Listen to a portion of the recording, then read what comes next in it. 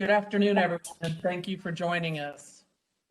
I'm Kelly Walsh. I'm the Membership Services Director, and if you're on this webinar, you are here to learn how to do your annual driver queries that are due in January.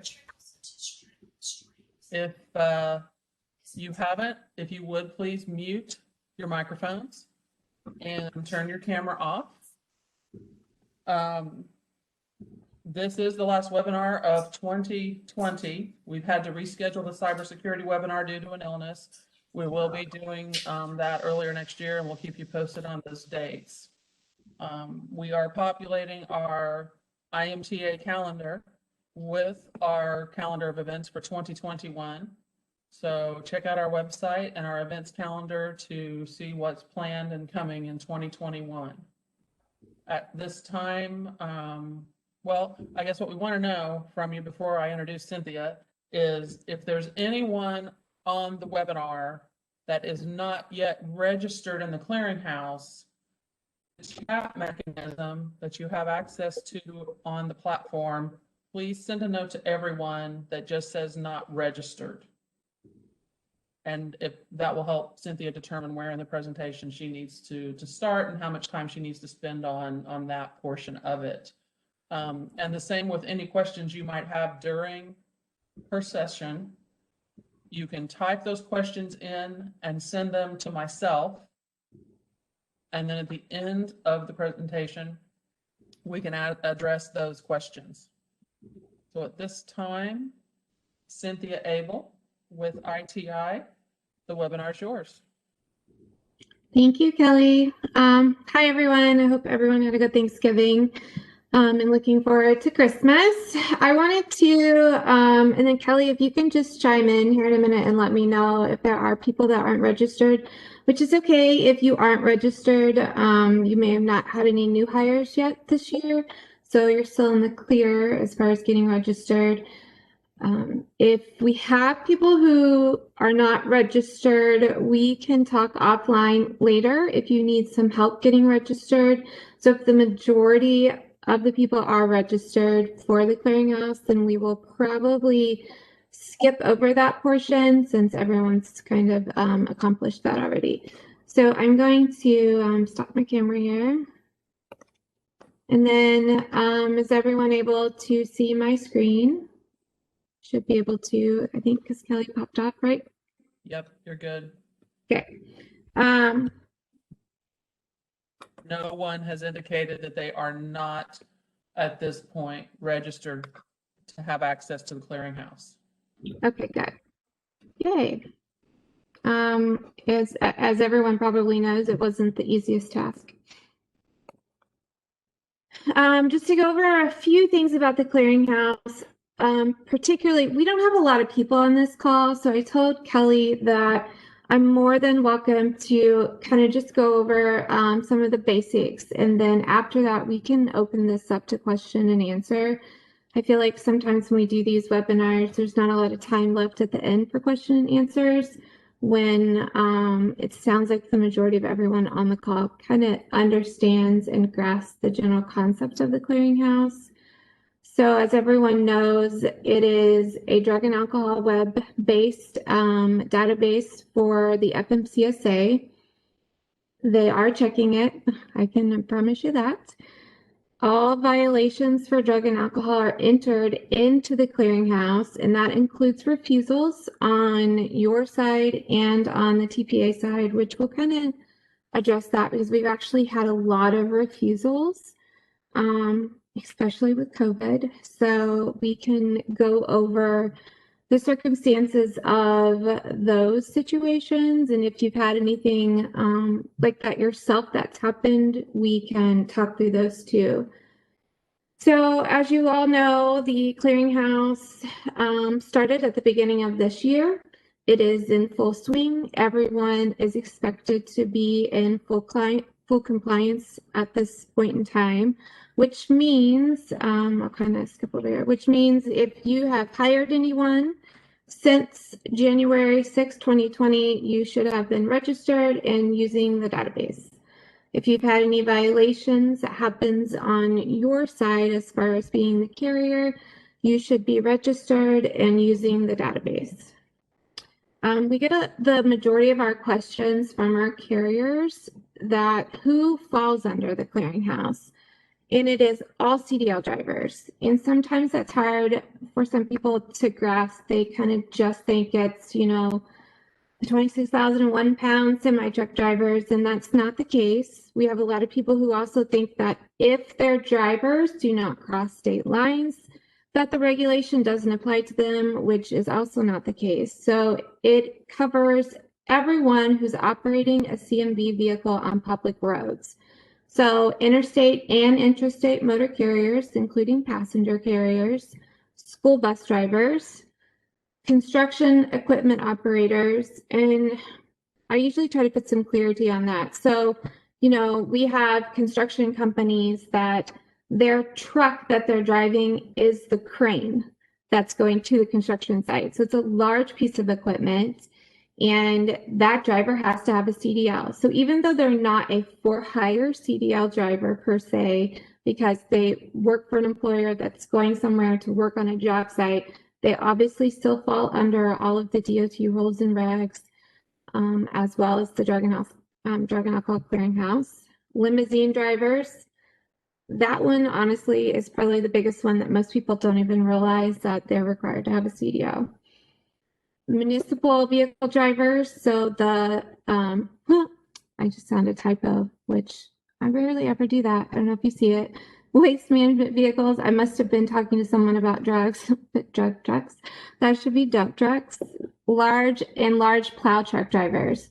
So, even though you just work for your municipality in your county, city, you still are required to have a CDL, and you're still required to report to the drug and alcohol, do your randoms, all the above. So, does anyone have any? As we go through these slides, if you want to put your questions to Kelly so that you don't have to wait to the very end, we'll probably wait until I get through the majority of it to address the questions. But sometimes it's easier if you have questions about specific drivers that you may have employed by you to go ahead and answer it. Stick your question to Kelly now, and then we'll, so you don't forget and miss the slide. So, current issues that we're seeing today in the clearinghouse, we're still having registration problems with both employer and employees. There are a lot of drivers that are still unable to get their CDLs verified when you when they go to start their pre-employment with your company, they're unable to verify their CDL. So they've had to do a lot of calling the CDL office in the state that their driver license is issued from and figure out if maybe we've even seen it. Someone inadvertently put in at the driver's license office, a 4 instead of a 3. So the driver's license number that's printed on the driver's license is correct, but maybe what was entered into the database on the backside is wrong. So we've ran into some of those type of problems. We have drivers who have moved, say, from Florida to Maryland, and they followed the protocol and got their new license in Maryland, but it doesn't show that the Florida license is still active and verifiable, which obviously that is not the license that we should be working off of. We need to work off of the new one. So, there's still some holes in there and that type of process, but for the most part, we're able to work around those. I do think that the FMCSA portal linking problems have gotten better for companies. If you have not yet linked your FMCSA portal to your clearinghouse portal, you do need to do that sooner than later. And I believe they're going to be sending out some type of notices if you aren't linked. And a lot of it comes to you don't know your username and password, and it's very hard to get someone to help you with that there. So we understand. We can try to help you too, if need be. as you all probably know, how's this impacting the carriers and the employers? So the query portion has been difficult for, I think someone isn't muted. I don't know. Can you see that, Kelly?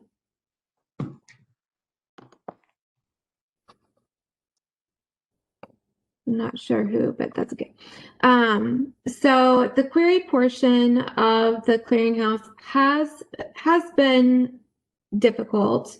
So the drivers are able to get registered, and then they start the process of pre-employment, and you send them the full query consent. Then they don't go back to it. They don't consent to it. The employer kind of forgets that they've even ran that query or that's part of the process. So they don't go back to print out or check that that driver is prohibited or not prohibited. And it could be, weeks or months before it dawns on someone that, oh, I ran that, they consented, but I never went back to make sure that they are, valid to be driving. And we have seen some where they should not be driving, but they're already out and driving, because in a lot of people's minds, they registered, they ran their full query, the driver consented, and then they're done. You still have to check the query to make sure there's no violations. Employers will be required to report to the clearinghouse specific violations, which you and I'm not sure who's on the call, and I can check that later, but if you are with us for drug and alcohol, we enter those violations for you, regardless if they're on our side or your side. So, of course, anything that's MRO adjudicated, we would enter. And then anything like a positive alcohol that's not MRO adjudicated, or a refusal that happens on your side, it goes in under you, and then we can help you or enter it for you. All employers of CDL drivers, of course, have to conduct the pre-employment full query to determine if they can be hired or if they have an unresolved drug and alcohol violation. And we have seen a lot of this, I will tell you that. And employers are, of course, required to run the clearinghouse annual, one time a year. And I'm going to kind of talk about that also during the limited queries portion, about kind of some other things that people are doing. So what information must you report as an employer, carrier employer yourself? So alcohol confirmations, positive alcohols, those get reported on your side. So if you've had any positive alcohols, you're going to want to make sure that if we're not your TPA, whoever your TPA has been entering those for you, because actually those are your responsibility as the carrier. So we do them for our clients as the TPA, but I don't believe that all TPAs do that. So just double check that. Any refusals, of course. So refusals that are not required to have a determination by the MRO. So if you call your driver and you say, hey, you've got to go into a clinic and get your random done, and they say, oh, I can't go, I can go next week. And you tell them you have to go right now, or that's a refusal. And they say, well, then it's a refusal, and they quit on you. That refusal has to be entered into the clearinghouse. So as a positive, because that's ultimately what it is. That driver isn't following the rules and regs to keep their CDL valid. So those type of refusals do go into the clearinghouse, and they do take a little extra paperwork, just so you know. We always ask for an incident report per se that's on a letterhead, and that has to be uploaded with the driver's information to the clearinghouse through the portal. There's an upload link on there, and they expect some type of clarification, obviously, to determine that that driver isn't valid. The only negative drug test that goes in is the return to duty, and you cannot upload a negative return to duty to the portal until a SAP has released that driver. That has also been a really big hurdle. We still have a lot of SAPs that are not registered, and then drivers don't understand that they have to source the SAP through their portal first and be accepted by an approved SAP. and then start the process. So, we've had drivers that have gone through the SAP process, but that SAP is not registered in the clearinghouse. So they can bring you every letter, every follow-up plan that they want to, but they still cannot drive for you until they are released from a SAP through the clearinghouse. So that has been a very big hurdle. So if you run into that problem in the future, feel free to give us a call and we can kind of help you work through that. I've actually helped several SAPs get registered. So, it's kind of a hurdle for everyone. It's new, it's a change. And then for the completion of the follow-up testing, it is literally just a checkbox that the driver has completed. And that falls on to whoever the current employer is of that driver at the time that they're able to complete it. Actual knowledge, and I will tell you a little tidbit of that I found out last week on the call with the FMCSA. So currently, as you know, let's say this is a good example of an actual knowledge that is one that slips through the loopholes often. So you have a driver that has a post-accident, right? They have an accident, they go in for their post-accident drug test, but that post-accident test was not a recordable DOT. So it didn't require to have a federal drug and alcohol, but per your company policy, you send that driver to have a non-regulated drug and alcohol. Well, the drug test comes back positive. It's non-regulated. It wouldn't go into the clearinghouse as a federal MRO adjudicated positive result. So there is some talks about how that would become an actual knowledge type of violation that would be entered into the clearinghouse. So as we gather more information on that and the FMCSA has more clarity, which I'm sure they'll send out, we will keep Kelly and the IMTA in the loop on that. But,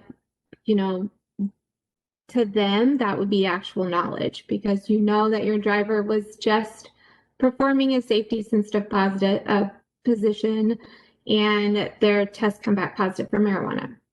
So, that's kind of one of those loopholes that I'm sure has happened in the past where that driver, you let them go and it's not reportable, so you can't fill it out on an RFI because it was done as a non-regulated, so on and so forth. And, that driver moves on. So they want to try to make sure they're capturing all of those types of incidents, but also making sure that the clarity of reporting those actual knowledges is also very clear. So we've had a lot of people call and ask questions about actual knowledge, and we've sent those on to the clearinghouse or the FMCSA, and they've kind of determined yes, enter, or no, don't enter, like type of thing. So if you run into those problems or that type of situation, again, feel free to give us a jingle and we can kind of help you walk through that.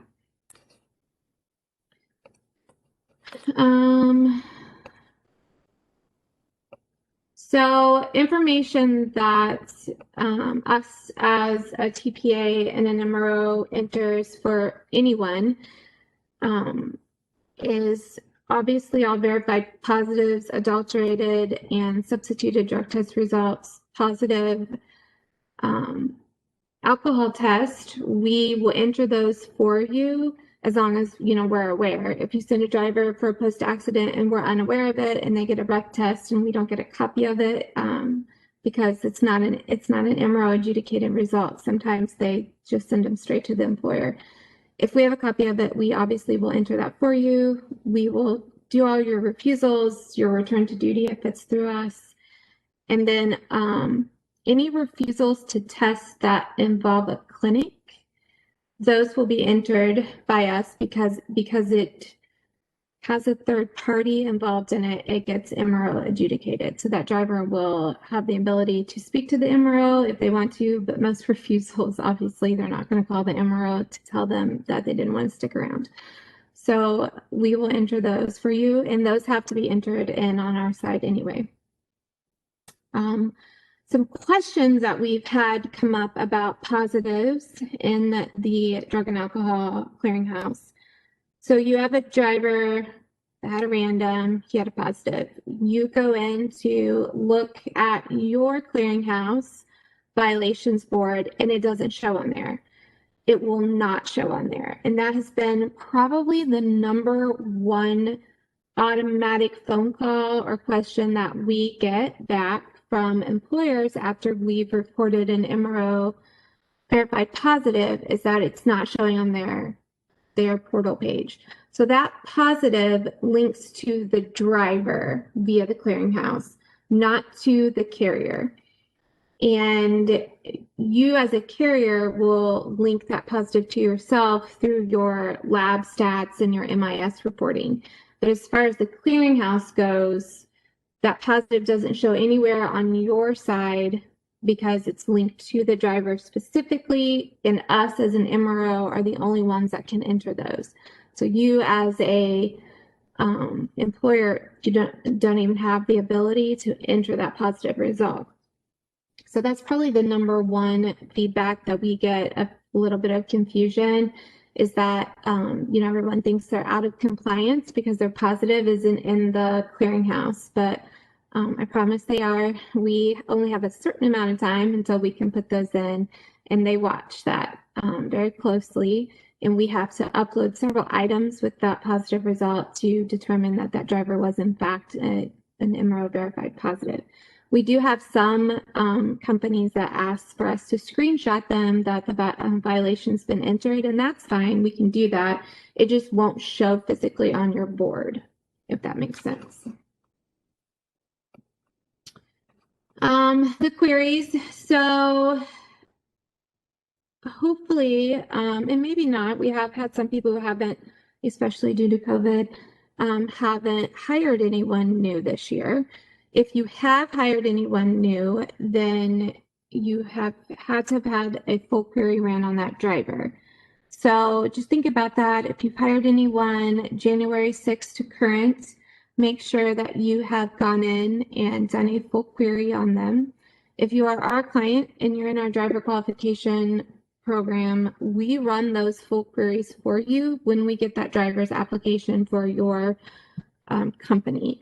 So we go in, if the driver comes into our office, we help them register for the clearinghouse. The majority still are not registered, and some are. Some have had, several employers since January 6th.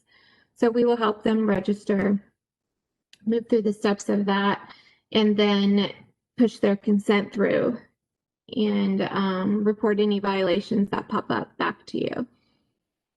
And a lot of the violations really that we see, obviously drug violations, but a lot have been refusals.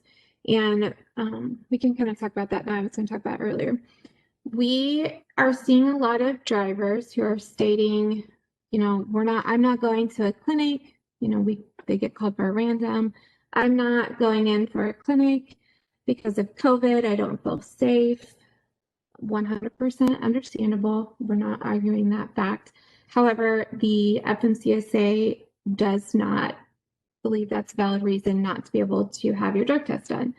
So the mandate that came out a while ago said, basically, if you're in an area that is shut down and you are unable to find an open clinic, basically, that's about the only thing that will get you out of taking your drug test. And you have to have valid proof that your area was on lockdown and you had no way of getting into a clinic, or that clinics were not seeing people for this type of reason, which in the beginning, that was the case. We would have clinics that basically said, no, if it's not an essential type of clinic visit, we're not taking them. And clinics do not deem drug tests as essential, promise.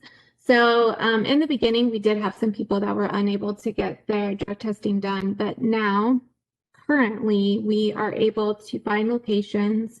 As you all know, we do on-sites throughout the whole state, so we can come to your location, which is a safe environment, and do on-site testing for all reasons. And then pretty much all of your occupational medical clinics, so the clinics that do the workman's comp for companies, injuries for companies, they're not seeing COVID patients. They're not doing COVID testing. So those type of clinics have been a safe environment we do call if the driver requests or the employer requests to make sure that COVID testing isn't happening, or that they're not seeing like your common sneeze, sniffle type of patient in that clinic. So occupational meds are usually a safe bet to be able to send your driver. Like the urgent cares or the immediate cares, they're seeing, COVID patients. So we try to stay clear of those unless it's like the absolute end resort of having that done. And obviously pre-employments are a must. There is absolutely no, in the guidelines, you cannot have that driver driving for you if you don't have a negative pre-employment. So the shutdown, can't find a clinic in your area, that excuse does not apply to those. So hopefully, with that being said, everyone has been able to get their randoms completed before, anything happens in the future with COVID and surges. And hopefully you haven't had drivers refuse for that reason. We have put a lot into the clearinghouse for it because they don't want to go. And then we've also had a lot come back and say, well, I'm gonna test positive because I didn't think you would send me to a clinic, and maybe they smoked marijuana or something the last weekend. So we've also had a lot of just actual knowledges of them saying, I'm not going to pass it, so what do I do, type of thing. If you have questions about that later too, you can throw those into the chat and we can kind of talk about those too. So full queries have to be done, and now we are narrowing the timeline for the limited queries. So we will talk about those a little further here in a second. The limited queries and the consent forms have been the trickiest for people. Hopefully everyone has gotten that paper consent, because consent for the limited queries is done outside of the clearinghouse. So for full query, the driver logs on, sets up their portal, and they go in and give you as the employer specific consent to see their drug and alcohol background history, basically. For the limiteds, they do not have to have a portal account. They do not go on to the FMCSA Clearinghouse and give you consent through there, but they do have to sign a paper consent for you. So I think a lot of employers still have forgotten about that, or haven't got on the ball to do that yet, and you cannot run a limited query without it. So if you have questions or you need a sample limited query letter, we have samples that we can email out. The FMCSA does provide one on their website. It's just pretty generic.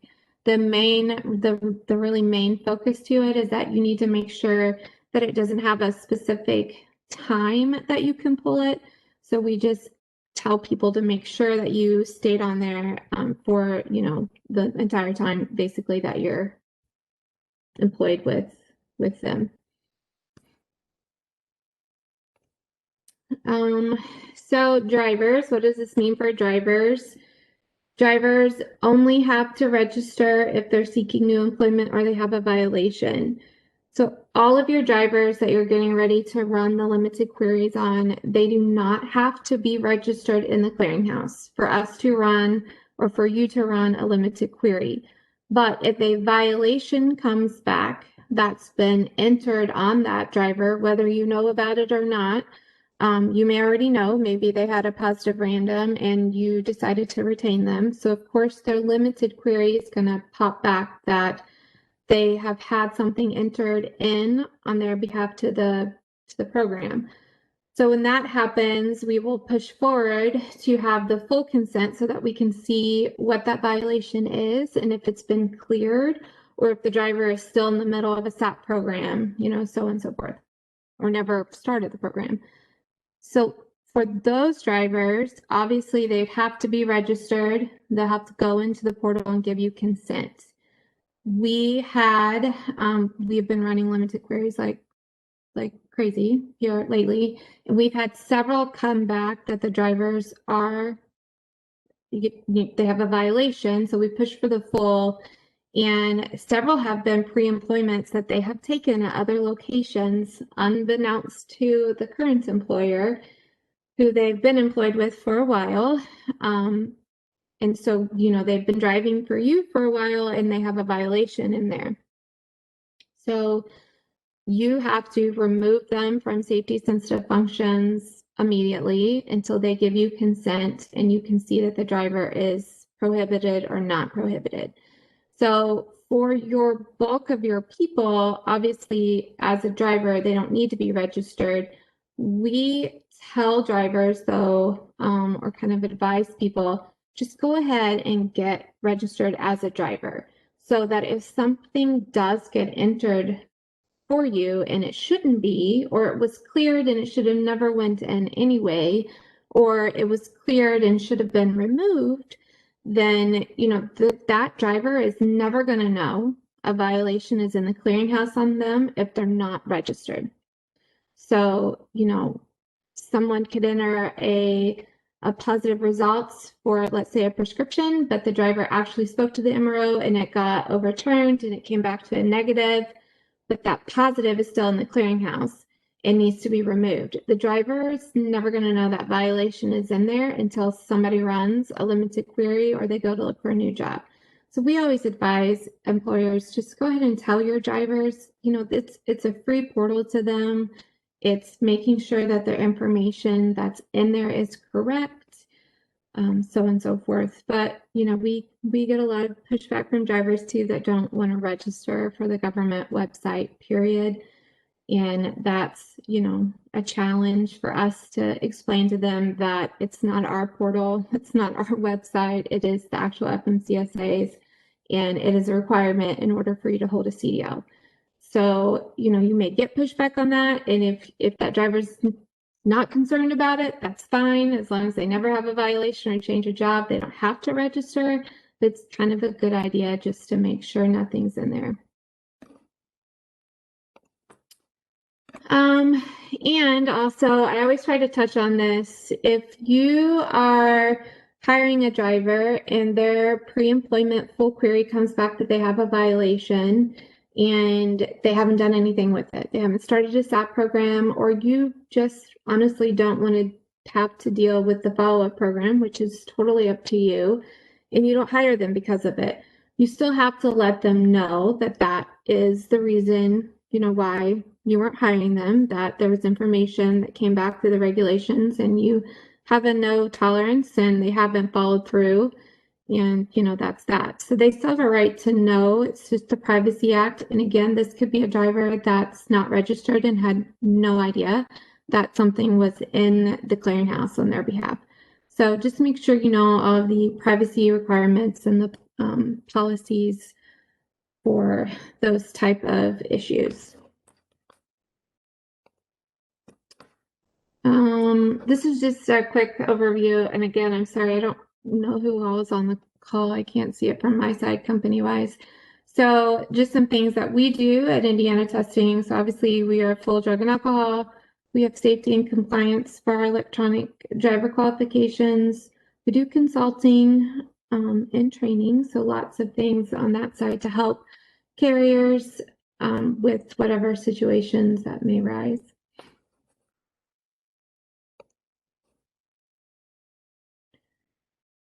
A little bit about our DQFs. So we have a program that tracks all of your expirations, and you're able to get in there and see if they have a clearinghouse consent on file. We keep track of those for you. We also keep a database that allows you to view your files electronically on our cloud-based portal. So it's actually been really good for people through COVID and the pandemic because all of their paper DQF files are housed in our system and they're able to grab those from anywhere, especially when they're working from home. So if you're interested in that, you can reach out to our sales team, and I'm sure everyone probably knows who they are, and ask a little more questions about that. It's been super beneficial through COVID for people to be able to get on there and pull the files that they need because most people, as you know, those driver qualification files are paper and they're in a file cabinet in the, one of your rooms under lock and key. And if you've been on shutdown or you've had a positive and everyone's having to quarantine, it has been a bit of a scramble for people to get their hands on stuff that they need to keep their daily operations moving. So we're able to take those paper files and convert them up into an electronic file that you're able to pull. You can pull your most recent CDL that you have for a driver, a most recent physical, if you need to pull to see if something was on the physical you didn't know about, to pull their driver qualification program file in general, their past MVRs, all of that. So all of that's housed on there, and you're able to filter through and find what you need for a driver. This is just a few screenshots of the application process, which is also electronic, and this has been really good for people through COVID too, so they can have contactless, word for some reason it's hard for me to say, contactless new hiring, even though, I think most carriers try to have some type of face-to-face with the driver, but this type of DOT application, the driver can log on to on any device, so cell phone, tablet, so forth, fill this out, all of the questions that are needed for a DOT application. It goes through those and it auto filters. So anything that has to be put through twice. So like your CDL, your name, date of birth, this type of thing, autofill. So the driver only has to fill that out once. And it captures their 10-year work history. And it doesn't allow them to move on further if they don't have their 10-year. So this system has also been really great for carriers through the COVID too, because it gives them the ability to hire drivers, especially if they're on quarantine and they're not able to see anyone face to face. These are just the different steps that we have. And I think Kelly's posting this later. So if you want to really look at all the different steps that are there for the driver. But one of the biggest things in this is that when they fill out their DOT application, a step within the application is them giving you consent to pull the limited queries. So any new hires that start on this program, you will already have the limited query consent on file, as well as the driver rights and so forth. And it does have an actual place where they can sign. They can use their mouse, finger, and stylus, so you do actually get a wet signature. This is the back office to it. So obviously your last name, first names for your driver, and then all of your expirations are here, and we can track those. You'll get a monthly letter. This portal is 24/7. You have a secure username and log into it. So you can check your expirations and you know when a driver's coming up on being expired. I'm going to skip over the registration because I think everyone knows how to do that. That was a lot of them.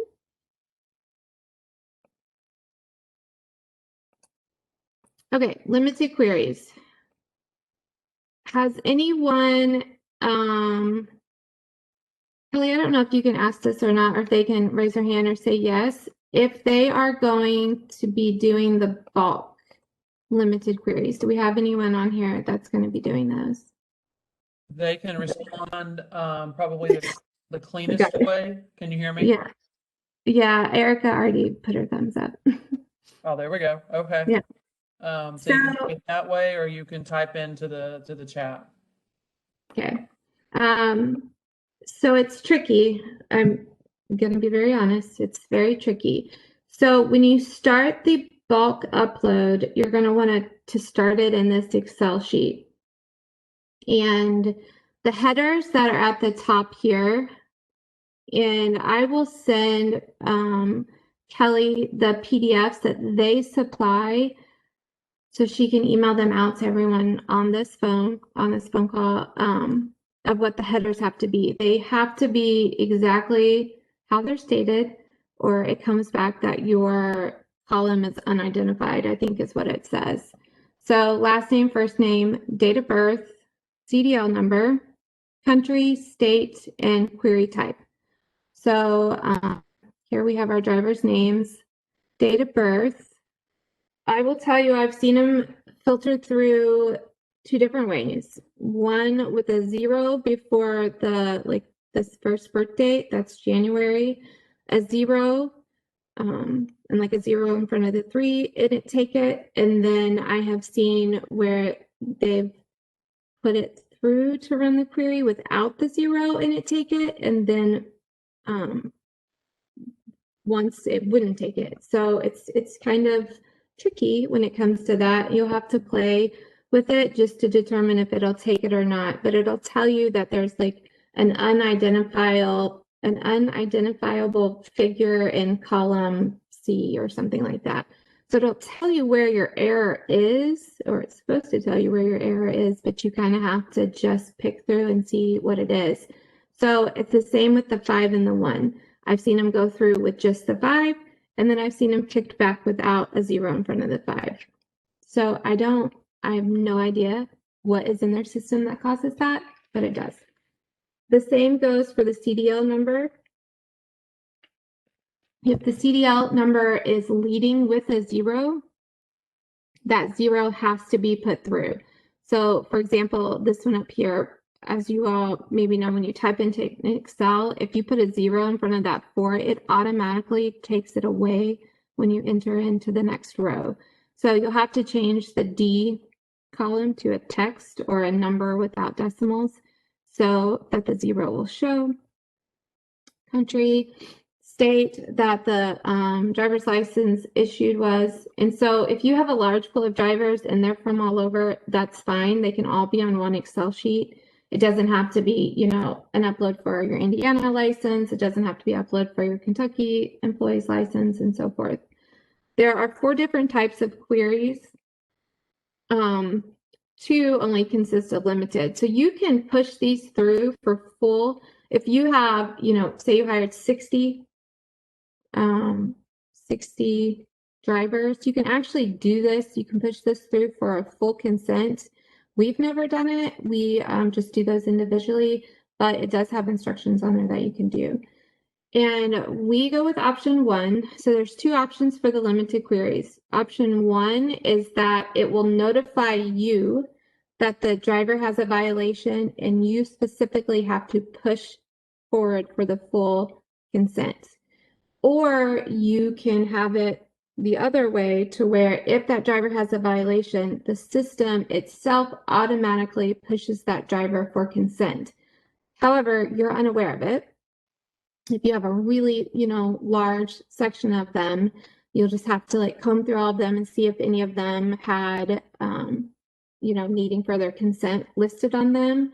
If you do one, it comes back to you, it turns it yellow, and you know that that driver has an issue. So you know that you've got to get them off the safety assisted functions until they give you consent. So we always choose 1 just so that we can be in control of that and nothing gets missed. If you do the other option and it pushes through, it doesn't change to a different color on your portal. It just looks as if it, you know, it's gone through, but it's really actually pending full consent on the backside. So we recommend having some control over that so you can for sure make sure that your drivers don't have violations and you need to get them removed until you can see what it is. So when you go and put it into this Excel sheet, I go ahead and save this copy just for convenience if the next one doesn't work. I save it as a CSV, so you'll save that, and then you have to save it again, and it has to be saved as a text tab delimited file. I will tell you that there have been some people that literally do not have that option. I have no idea why. I'm not sure what version of Microsoft that is. I also have some people who don't work off of Microsoft. They work off of other platforms and they don't have the ability to do that. So we've helped, they've sent us their list and we've converted them for them. So it has to be saved as this text delimited file. And I just wanted to do a screenshot of it so you could actually see, you know, what that's called. And then when that saves, this is what it looks like. So here's our regular CVS or CSV. And then when you save it again, so you'll save another file as the text tab delimited, you will open up a window page, open that text tab delimited, and this is actually the format right here that gets uploaded to the clearinghouse, not this format. So most people have been saving it here and uploading this to the clearinghouse, and they all come back denied, and they can't understand why, because all their format's correct, you know, all of that. And it just comes back that it cannot be submitted. It doesn't really tell you why. And that is because it has to be in this notepad, this form. And yes, the columns can be out of order, which is weird too. But it just has to be in this format. And then their database grabs it and puts it into their system. And then for the most part, I believe it's almost a manual type of entry on their side. And we have been told that they only do limited queries in the evenings. So if you, and they are kind of like a first come, first serve. So if you upload a limited query, check for, you know, 100 of your drivers, those will not come back until the following day or possibly the next day. We've seen them take as long as 48 hours. Some people submit theirs and their query plan doesn't delete right away of what they submitted. So say you submitted 36 and you know, you look at your query plan and those haven't been subtracted. So we've had people who have just uploaded again thinking that it didn't go through, and then when they come back they have, you know, a gazillion queries for these people numerous times, and they will not delete them off. I had someone do that. They did it 4 times, and they had like roughly 60 drivers on the upload, and they would not credit them back because, you know, like they just would not. So she had 4 sets of limited queries for her 60 drivers. I'll come back. So it just tells you if your file has been submitted successfully. It just gives you a check mark and says successfully. So sometimes when we've done them, the queries come off immediately. And then other times the queries do not come off for 24 to 48 hours, and then they start to show up on your portal. I have no idea the rhyme or reason behind that. I do know that they do not even start to look at them until after 6 p.m. and then they stop, she said roughly around midnight, of processing those. So it's just a small window of time that they're actually processing the limited queries. So if you push them through at 8 in the morning, you most definitely will not get them back until either late in the evening or sometime the next day. This is probably what people have the most questions about there. So when you go to upload it, you will go to your dashboard, and there's an option to, it says bulk upload limited queries. You'll push on that, and then you as the employer will just have this page. We have a drop down that we can pick who we're uploading for, and you'll choose the file here. I typically do put a description in. So, you know, I would put like X trucking company, and then I was putting the year, you know, so if I did them today, 12/1/2020 annual. And I do that because I recommend people do that. We have companies that have been running their limited queries quarterly instead of just one time. Their philosophy or their choice is that, you know, they just want to make sure that no violations have been entered on their drivers unbeknownst to them. And Kelly kind of has a story about that she can kind of talk about later, or she can have me do it. So, you know, you could have limited queries done monthly. So the whole point of that description is so you can kind of track, you know, which limited query or bulk upload that it went to. And then you'll hit your upload file, and it'll ask you a question if this is what you want to submit, and then you say yes, and then it just says it's been submitted successfully. And then you can go and view those queries once they're processed in the query history location on your portal. That's all I had for those, for the limited queries as far as the process to do them. I just wanted everyone to kind of see what this text tab, the limited portion looked like, and that it actually comes up something like this. It's probably the most confusing. And we've had people that have uploaded them, and every one of them come back unverified.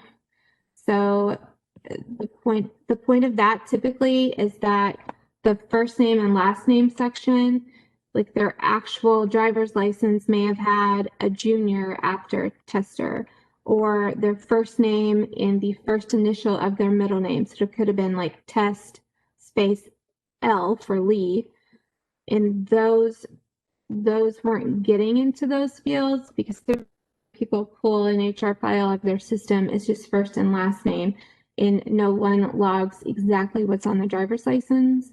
So we have started doing that since January 1 in our system, so that when we do our data dump to be able to do the bulk queries, we have that extra initial that may be on the driver's license, or a junior, a senior, a second, a third after the last name, because if it's not identical, it will not verify. So we had someone the other day pushed all like 36 of their queries up, and they all came back with something wrong with them. A lot of them, he didn't have the 0 in front of the 4. Some of them had dashes, some did not. You can't have dashes, so we had to go through and take those out. A lot of them had, his system, the person's name was Jim Tester. His actual name is James Tester. So it's tricky. Doing the bulk queries can be tricky, and you'll just want to make sure when you do it initially that everyone's information is exactly what's on that driver's license. That's all I have. Wonderful. Thank you, Cynthia. You're welcome. At this time, if anyone does have questions, you should have on the bottom right-hand side of your screen, if you're logged into the platform, you should see a chat button that you can click. It'll bring up the chat box. You can type your question in there. If you want to just direct it to me, that's great. If you want to send it to everyone, that's fine too. I can read that question aloud. So while folks are finding that and typing in any questions they might have, and please ask any questions or ask for any clarifications while we've got Cynthia here and an expert in this system. This is your time now to be checking those things. But while you're doing that, I will confirm that yes, I have been recording the session, and it will be downloaded and posted to our YouTube page probably tomorrow, because it takes a while for the recordings to download. So I'll have that done. Once that's done, I'll send you all the link to that, and any forms that Cynthia provides me, I'll include in that email that I send out as well. So watch for that tomorrow. Should be tomorrow morning sometime. And Cynthia, you mentioned the situation we had last week. One of our members called in, and their driver had been pulled over, and the Commercial Vehicle Enforcement Division officers across the country have access to the clearinghouse. And they ran his driver's license and found that he did have a positive test. And the system doesn't notify the carrier of that. That is the driver's records and information. And unfortunately, that driver was put out of service. Or not unfortunately, that's the intent of this process. But the unfortunate part was that the truck was also impounded. So now that member has to go through the process of getting their truck back from wherever that might have been around the country. So keep in mind, and Cynthia, you can address this a little further perhaps. These queries, this annual is the minimum that the CSA wants you to do. So you might address a little bit more of what you do with some of your clients with their draws. Yeah. We have several clients that run them quarterly. Now, obviously that, isn't cost efficient for someone who has a really large pool of people. But I will say, to Kelly's story, this isn't the first time that we've heard of that situation. And the driver had a violation with someone that they tested, positive for pre-employment, unbeknownst to the current employer who had hired them, before they went to try to get a job somewhere else. And of course, like we've always said, that driver isn't going to come back to you and say, oh, hey, I tested positive on my pre-employment. Again, these drivers, some don't even know about the clearinghouse, and that you're able to find that out at a later date. So, some of our clients are saying, I would rather spend the $500 every 3 months than the $10,000 it's going to cost me to, get my truck impounded, the load not making it there, the truck being towed, and then having to get it back here and getting a driver to it. So it just kind of depends on your workforce. If a lot of it is, employers that don't see their drivers on a daily basis, it could be several weeks before that driver comes back to the house per se, and you've seen them. So it kind of depends on your workforce and where your drivers are going and coming from, that type of thing. So we do have a lot of clients that pull the queries more often than just the once. A lot do it just semi-annually too. So a lot of people have done them in July, and then they're turning around and doing them now again in December. Okay, great. Thank you. We have had a couple of questions submitted. So let me go. First question. The question is, we've had issues with some names that have juniors in their name, both in individual queries. What else has come across this? You're breaking up really bad on my side. Is Kelly breaking up on anyone else's side, or just me? So you're gonna have to repeat yourself. Can you hear me now, Cynthia? Can Yeah. you hear me? Okay, Yeah. we'll try this. We'll try this again. If not, I can cut and paste and send the question to you. Okay.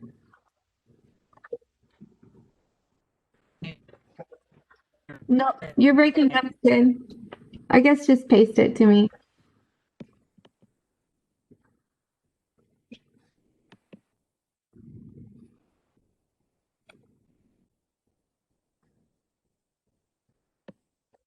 Working on it. Or maybe it's just me.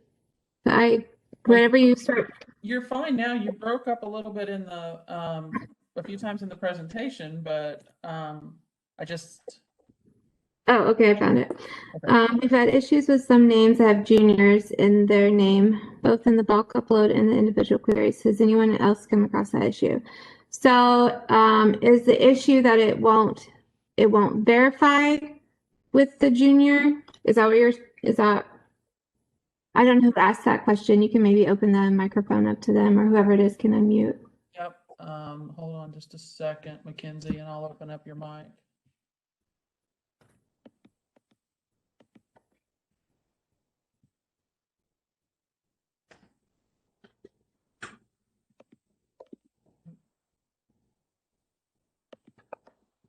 Okay, Mackenzie, I've opened your mic up if you want to clarify your question. Right. So on some of our bulk uploading, it just says it's not able to verify, and we went exactly off of the driver's license. So, did you try it without the junior? Yes. And it wouldn't take it either? No. And it won't take it with the junior? Correct. Yeah. Yeah, it's lovely like that. Is it an Indiana license? No, they were actually both Mississippi licenses. Okay. After we're off this call, so did you try writing the whole word junior out? You know what? Yeah, I think we did actually. Okay. We have a request into the clearinghouse to see if they can help us as well, because we actually had our drivers go in and try to register and see if they could check their licenses themselves, see if there was some sort of issue with the number, and everything looked fine on that side. So we do have a request into the clearinghouse. Was the junior behind the last name or the first name? Behind the last name. So we have tried it before with moving the junior to behind the first name. So Okay. that has worked too. It's really kind of a trial and error. It depends on Okay. whoever the person in Mississippi was that put that in. So they might have put Mike Jr. Tom. You know what I mean? Or Mike Jr. Oh, okay. But the person who did the license did Mike Tom Jr. You know what I mean? So Sure. it's super tricky when it comes to them. Okay. I would We type will, it after we the can first. try a few other ways as well. We just did, I was like, I don't have any idea because some of them work just fine, but you know what? It may be a state issue, like you're saying. Yeah, Okay. Thank you so much. you're welcome. Yep, and Mackenzie, I don't know if they could tell you, you might be able to call the state BMV and see if they can tell you how it's in the system. That's a good idea too. Thank you, Kelly. Sure thing. I sent you another one. Yeah, I see it. Okay. When an employee is terminated for a positive test and then completes a program with a SAP and obtains a negative return to duty test, who would report the return to duty test for the driver? No longer employed by previous employer, so no employer to report. So the return to duty, if I'm understanding, and you can open the mic to whoever that was. So if they want to talk about it. So return to duty tests have been trickier with the clearinghouse for a few reasons. One, I think in the past, drivers would go have their pre-employment done at an employer and not tell them about a violation, then, move along their merry way. As we all know, that happens. And then you get it back on an RFI, or maybe that company never returned the RFI. So a lot of return to duty tests have not been done in the past, we feel like, because the drivers, worked their way around the system. Well, now that violation is open to everyone. And as you know, return to duty test and the follow-up program follows the driver, but honestly follows whoever their current employer is. So a driver who had a violation with company A, they terminate him. He does the SAP program, he or she does the SAP program on their own, right? So they go see the substance abuse professional, they pay for it all. They get a clearance from the SAP that they can go have a return to duty. Essentially, that driver has to find an employer that is willing to take him on with his follow-up program and almost sponsor him for his return to duty test. So, and essentially that can work as your pre-employment too, if that makes sense. So you can say, okay, I'm going to take your word on it. This was whatever the situation is. We're going to hire you with this follow-up plan and we'll send you for your return to duty test. When employer B gets that return to duty result, it's their responsibility to upload that into the clearinghouse. So return to duty tests get uploaded by you as the employer or your TPA if they have the approval within the clearinghouse from you to enter that violation for you. If that makes sense, and if that answered your question. If that didn't answer your question, you can open up the microphone and let me know if it's something different. Yeah, Jen, if you need clarification, feel free to unmute your mic. Oh, I answered this question. Okay. Gotcha. Though that was the last question that we've received. Okay. Cynthia, it is 5 minutes past 3:30. So with no other questions coming through, as I mentioned, watch for an email tomorrow with a link to the recording of this session, as well as anything that Cynthia provides me to share along with you. I'll be happy to do so. And keep in mind that anytime you have questions regarding this or anything related to trucking, the IMTA is a resource for you to help find answers, resolutions, or solutions to your situations that you might encounter. Let us find that information, help clarify those situations or resolve those issues for you and free you up to continue about your daily duties.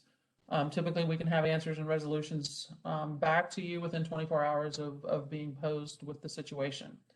You can send that to info@intrucking.org or feel free to send it to my email address directly. That said, Cynthia, thank you very much for your time today. As always, it's wonderful information and we appreciate your membership and partnership with us at the IMTA. No, thank you. We appreciate you giving us the platform. Well, you're most welcome, everyone. Have a wonderful evening and great rest of your week. And take care. Goodbye.